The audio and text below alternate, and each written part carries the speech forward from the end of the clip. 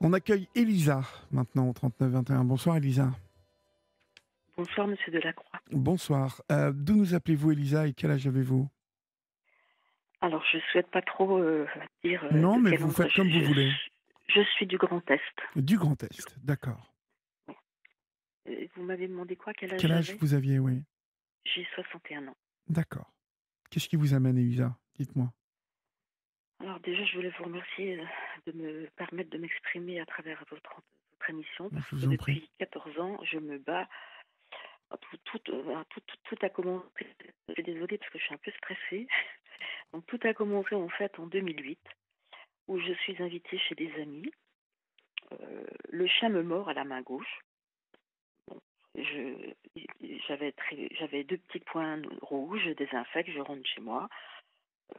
Et le lendemain, catastrophe, une infection du feu de Dieu. Je me retrouve aux urgences.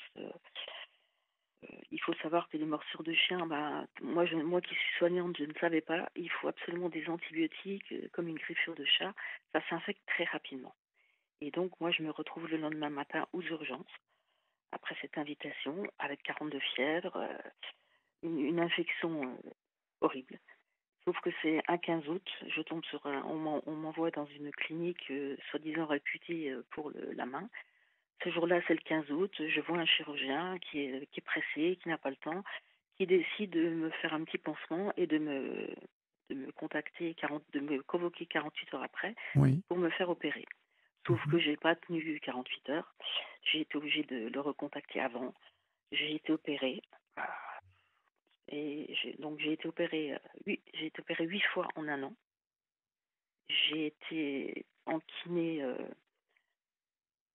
comment on appelle ça, en kiné de journée pendant un an aussi, de 8 heures à 16 heures tous les jours. J'ai eu 3 ans d'arrêt de travail et au final, moi qui travaille comme aide-soignante dans un CHU, Oui. j'apprends que le CHU ne veut plus me réintégrer à mon poste d'aide-soignante parce que je travaille en neurochirurgie et que le poste, vu les séquelles de ma main, parce que je n'ai plus de flexion du poignet, j'ai les doigts abîmés, j'ai des cicatrices, le travail est trop compliqué. Donc, on me dit qu'on va me diriger vers un poste aménagé.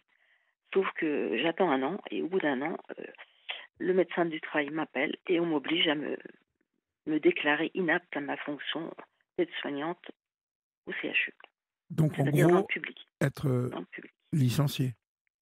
Je suis licenciée. Enfin, j'ai le choix, on me propose deux postes aménagés, mais ce sont des postes de placard, les archives ou des choses comme Oui, ça. oui. Donc moi, je refuse et je décide d'accepter l'inaptitude à cette époque, moyennant une petite invalidité. Et je me dis, de toute façon, moi, mon travail, ma passion, je suis aide-soignante, ma passion, c'est les patients. J'adore mon job et tout. Je vais me diriger vers le privé. Que je ferai 4-5 ans après, quand j'aurai un peu digéré un peu tout cet accident qui a amené des conséquences énormes dans ma vie professionnelle. Déjà, bon, je perds ma place de fonctionnaire au CHU, je perds ma place en neurochirurgie. Depuis 25 ans, je suis là, je connais tout. C'est un secteur qui me plaît énormément. Je perds, oui, je me retrouve avec une pension d'invalidité qui met 6 mois à arriver. Donc pendant 6 mois, je n'ai aucun revenu. J'arrive quand même avec ma banque à emprunter un petit peu d'argent pour payer les impayés de mes loyers, par exemple. Au bout de 3 impayés, je me retrouve, je passe mon propriétaire, malgré ayant expliqué ma situation, me fait passer au tribunal le 1er avril, le jour de la trêve hivernale, alors que, alors que j'ai soldé ma dette grâce à la banque. Il refuse d'enlever sa procédure. Enfin bref, voilà, des menaces d'expulsion, des frais partout parce que je ne peux pas. J'achète à manger, j'ai quand même j'ai ma fille à charge parce que je viens de divorcer. Euh, Beaucoup de problèmes financiers, pécuniers, et puis voilà, je suis incapable de retravailler parce que je n'arrive pas à comprendre comment j'ai pu perdre ma place de fonctionnaire. Donc je me repose et au bout de 3-4 ans, j'essaye de retravailler. Cependant, ma main gauche est très abîmée. Euh, Moi, je vous appelle parce que j'ai eu mon accident le 15 août 2008. Nous sommes au mois d'avril, au mois de mai 2022, et je ne suis toujours pas indemnisée par les assurances. Comment ça se fait ça? Alors le problème, c'est que, alors comment ça se fait? Alors au départ, on attend déjà les trois ans de soins. On attend mon inaptitude. On me dit que le dossier va être, maintenant que je suis mise en inaptitude, on va mandater la partie adverse. On me fait passer 4 expertises médicales auprès d'un chirurgien de la main. Les 4 expertises disent la même chose, puis l'expert de l'hôpital s'est bien notifié sur le rapport d'expertise que mon inaptitude est due essentiellement aux séquelles de la morsure de la main gauche. Donc je passe auprès de 4 experts de la main. Les 4 experts disent la même chose, que j'ai des séquelles, que j'ai un préjudice, que préjudice moral, préjudice pression doloris, que j'ai perdu quand même Ouais, ouais. mon poste de fonctionnaire. Dans tout ça, Et on n'entend voilà. pas beaucoup parler du propriétaire du chien, pardonnez-moi, mais Alors le malgré propriétaire du le chien, fait que ce soit un ami, c'est quand même son chien bah, qui vous a mordu. oui, donc cet ami qui n'est plus mon ami à l'heure Ah oui, d'aujourd'hui, je me qui est doute. même devenu un ennemi, parce que au fil des années, ben, voilà, d'ailleurs je n'ai plus aucun contact maintenant parce que il est odieux, il était odieux à la fin avec moi. On fait une déclaration d'accident de morsure. Je suis obligée de porter plainte contre mon ami pour bénéficier quand même de la protection, de la sécurité sociale, de la Oui, mutuelle. oui, vous étiez De- obligé de porter plainte. Bon, ça, il n'a pas dû valider, mais son Bah, chien vous a il a pas. mordu, Oui, mais comme il donc y avait un tir identifié, j'ai dû porter plainte contre le chien, contre le propriétaire du chien. parce qu'il y avait quoi? Pardonnez-moi, je n'ai pas compris. Parce que le tir était identifié. Le tiers était identifié, d'accord. Oui, On peut être très bien mordu dans la rue par un oui, chien qui oui, passe oui, comme ça, oui. mais là, le tiers est identifié, il a une responsabilité civile, il a une assurance. Donc, mon assurance à moi, enfin, mon avocat commis d'office me demande de porter plainte contre cet ami et d'engager une procédure, donc 4 expertises auprès de 4 personnes différentes qui disent toutes la même chose. Donc, je passe au tribunal une première fois. Je suis déboutée parce que mon avocat demande trop de dommages et intérêts. Donc le dossier s'arrête pendant quelques années. Je n'arrête pas de contacter mon assurance, On peut être machin. débouté et non ne pas Je revoir à la suis baisse les dommages et intérêts? Voilà, donc je suis déboutée et on me dit on va refaire des expertises, vous Hein, hein. repasserez au tribunal.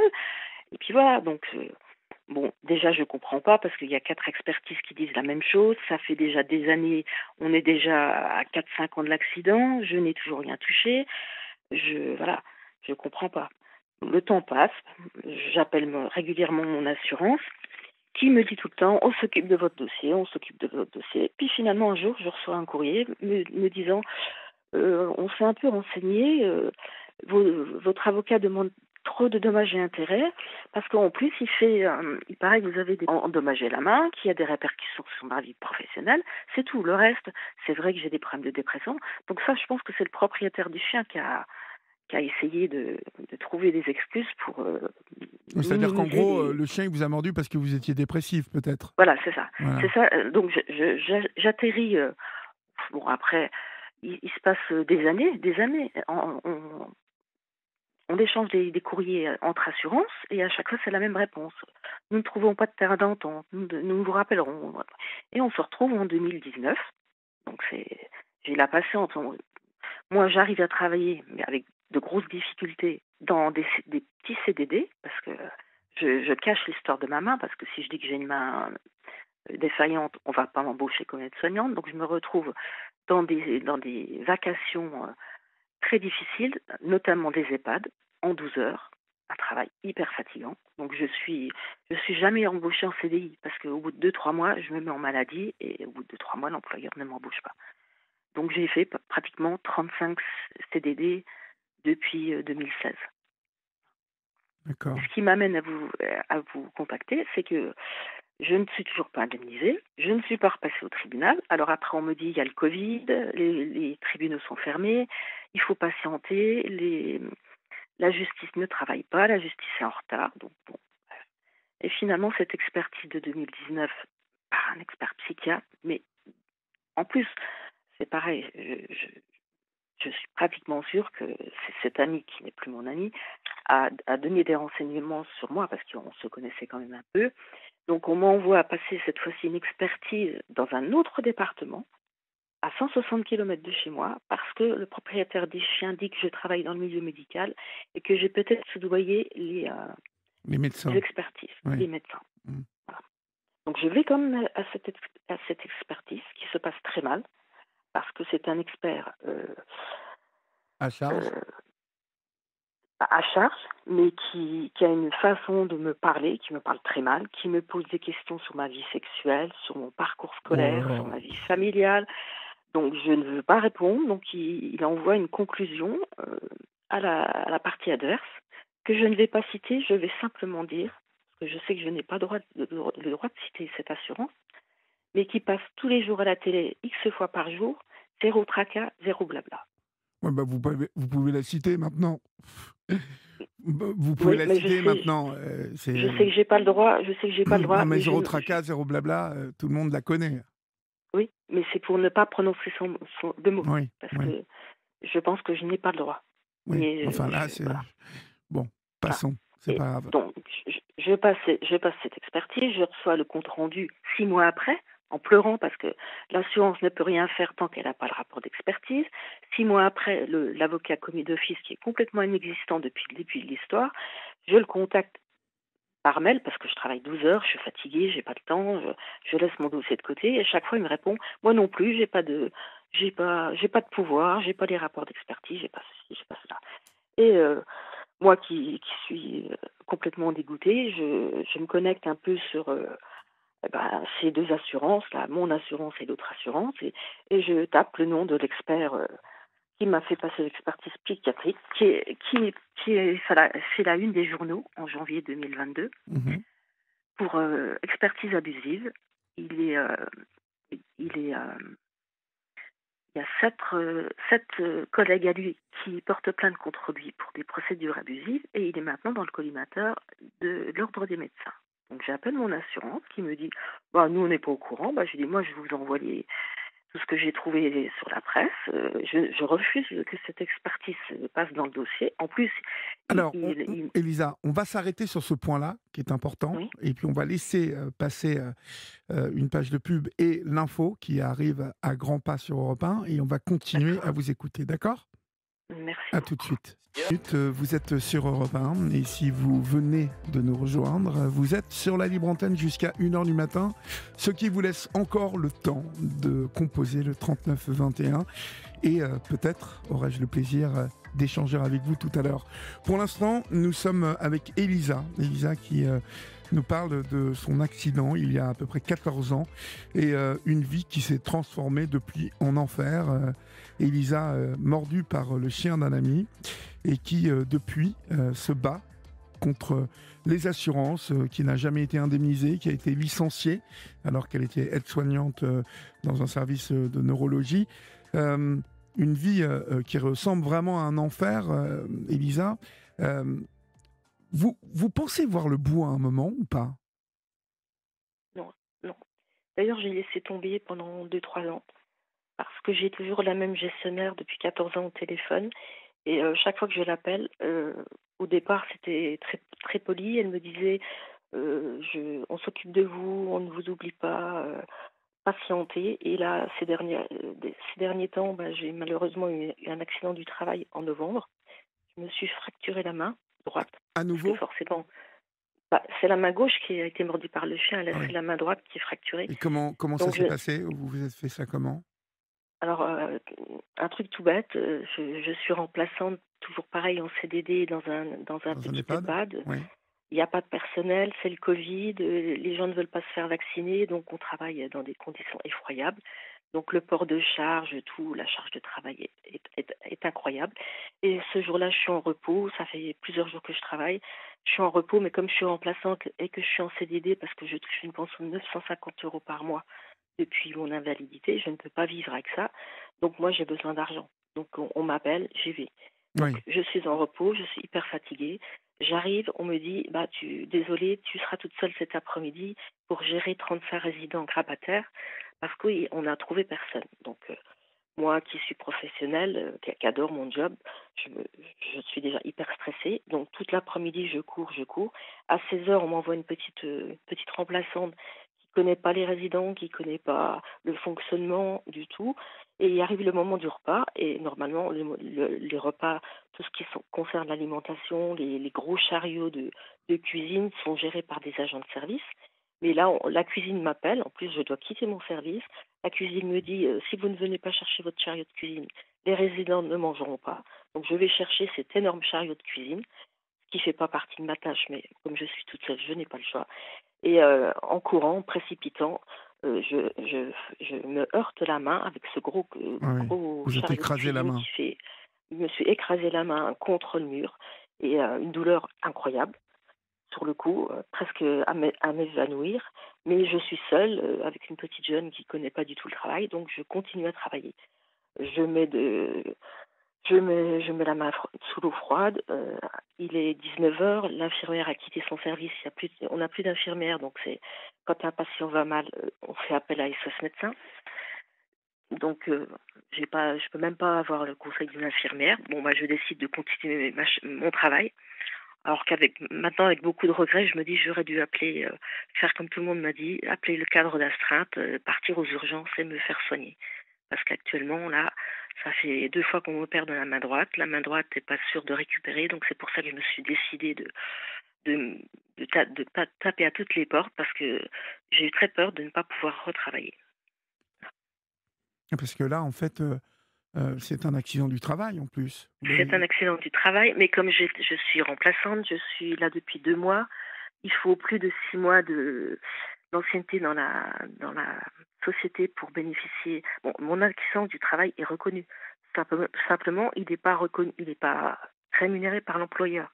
C'est la sécurité sociale qui me prend en D'accord, charge. parce qu'on a un SMS qui nous dit que cette dame fasse très attention. Il est illégal de ne pas signaler son statut d'invalidité à son employeur, même pour des contrats courts.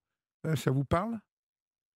Non, non, parce que moi j'ai le droit, comme j'ai que 950 euros de pension, j'ai le droit de travailler. D'accord.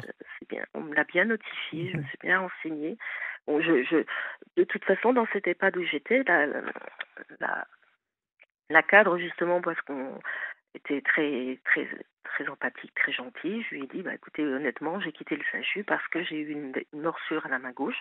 Donc elle m'a dit, honnêtement, ça vous empêche de travailler? Je lui ai dit, oui, ça me réduit, ça me restreint un peu certains mouvements, mais je me suis habituée et vous verrez, je suis aussi autonome que quelqu'un d'autre. Donc elle a accepté de m'embaucher, donc elle était au courant. Elle était au courant. D'accord. Mais je sais que j'ai le droit de travailler à côté Mhm. jusqu'à hauteur d'une certaine somme. Ok. Je ne dois pas dépasser une certaine On somme. va arriver à la conclusion de votre témoignage. Oui. Qu'attendez-vous aujourd'hui, Elisa, Eh ben, précisément? je sais plus quoi faire. Là maintenant, j'ai quand même interpellé bon, Parce que la 13 libre ans, antenne. 13 ans, c'est hallucinant. C'est hallucinant. J'ai interpellé. Puis là maintenant, quand j'appelle ma gestionnaire de l'assurance, elle met un répondeur. Si j'appelle en masqué, elle décroche parce qu'elle sait pas qui c'est. Si je mets mon numéro de téléphone, elle décroche pas, elle met un répondeur. Ou alors la dernière fois que je l'ai eu au téléphone, la semaine dernière, elle m'a, j'ai été très agressive. Là, je l'avoue. Et c'est Elle me, l'assurance zéro tracas, zéro blabla? voilà. Non, non, Ouais. c'est mon assurance à Votre moi assurance, qui c'est pas gère la mon dos. même. Non, non, D'accord. c'est la, non. Et cette personne me dit, je dis, c'est encore Madame Chicard. Oui, non, mais je sais, je vous connais par cœur. Ça fait 14 ans qu'on se côtoie. Déjà, elle me parle mal. Elle me dit, mais je lui dis, je vous donne la référence de mon dossier, c'est pas la peine. J'ai votre dossier sous les yeux. Je lui dis, alors depuis 14 ans, vous en faites quoi? Vous l'avez appris par cœur? Qu'est-ce qui se passe? Comme on dit, un peu pété un cap parce que voilà. Non, mais Je souffre il y a de quoi péter un câble. Vous je avez trouve été. que c'est tellement injuste. C'est Mais une bien sûr que injustice. c'est injuste. Bien sûr que c'est Mais, injuste. mais je n'ai aucun soutien. Mon avocat commis d'office, il s'en fout. La partie adverse s'en fout complètement. C'est une grosse boîte. Et le propriétaire du chien, c'est un ancien agent général de cette société. Ouais. Donc, conflit d'intérêts, je ne sais pas. Est-ce qu'il a pu intervenir dans mon dossier? J'en suis pratiquement persuadée. il vient d'arrêter son, son emploi il y a 1 an, mais il était agent général de cette entreprise. Parce que ce chien, en plus, il vous a mordu Alors, dans des conditions, enfin, il aurait dû être attaché, ce chien, puisqu'il travaillait dans de la bah, sécurité. ah non, mais là j'étais non, non, là j'étais chez lui, chez Oui, je sais, cet mais ami qui était il aurait dû attacher son chien s'il mordait. bah non, parce que paraît-il c'était un chien gentil, Ah bah oui, oui. sauf que moi j'ai appris par lui, parce que il était quand même très embêté quand il a vu les conséquences que ça prenait. Il m'a appris que le chien avait déjà mordu 3 fois, mais que c'était des clients dans son cabinet et qu'il avait payé de la main à la main pour pas faire de déclaration d'accident. Mhm. Donc ça, je l'ai dit à l'assurance. Et par contre, il y a une petite fille qui a été mordue dans son cabinet d'assurance, qui a porté plainte aussi, qui a été mordue à la joue. Et malheureusement, comme les parents ne pouvaient pas se payer un avocat compétent, elle a touché 500 euros pour une cicatrice qu'elle a à vie autour de la bouche. Voilà. Oh là là. Donc j'ai quand même dit tout ça à mon assureur, à mon avocat, et personne ne bouge. Voilà. Non, mais je comprends pas pourquoi zéro tracas, zéro blabla, à pas payer, hein, parce que Et vu les pubs à la le, télé, normalement, il n'y a aucun problème, quoi. Donc, encore une et le fois, chien, tout ça, c'est le de la chien poussière aux yeux, quoi, dans les yeux. Le chien a été vu par un vétérinaire pendant 15 jours. Il a remordu la belle-mère de mon ami et le vétérinaire a conseillé de l'euthanasier. C'était un chien qui avait 19 ans, qui ne voyait plus clair, qui devait être perclus de rhumatisme, qui devait avoir mal partout, et puis qui devenait sénile. Mais comme il connaissait bien le vétérinaire lui a dit bon bah on essaye encore 1 mois ou 2, mais si ça va pas, on l'euthanasie. Sauf que après ma déclaration d'accident, le chien a mordu son maître et là le maître l'a fait euthanasier enfin. Ouais. Pauvre chien. Oui, pauvre chien, Oui, oui pauvre chien, parce que ouais.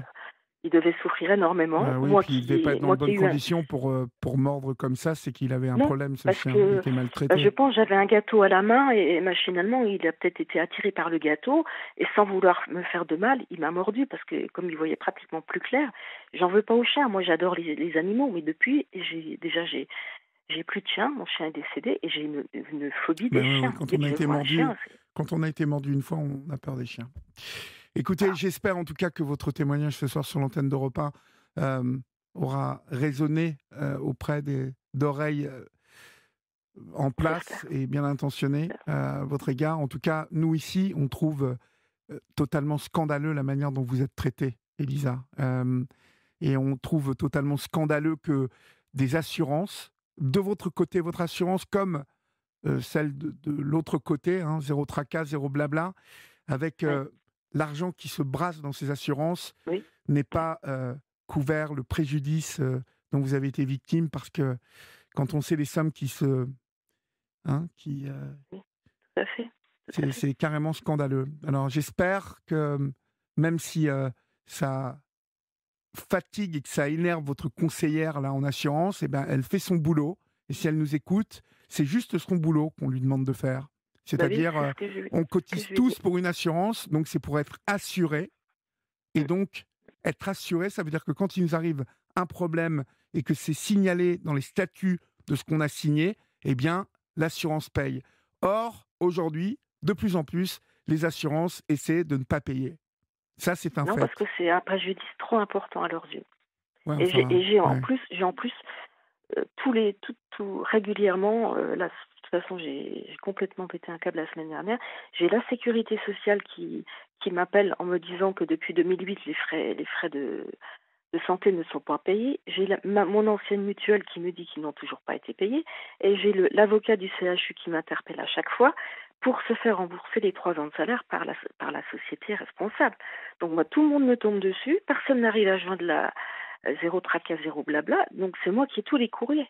Donc je suis envahie de partout Ouais. de, de Moi, j'ai un réclamations. conseil Et à vous moi, donner quand même, c'est d'en parler à l'Est républicain, hein, puisque vous êtes dans le bah, Grand Est. ça y est, j'ai Et contacté prenez les contact avec nos rédacteurs. confrères, Ouais. prenez contact avec France Bleu aussi, qui euh, dites-leur que vous avez échangé avec nous, qu'on vous l'a conseillé. Allez voir les journalistes. Ils vont faire leur travail, les journalistes, parce que c'est leur boulot aujourd'hui.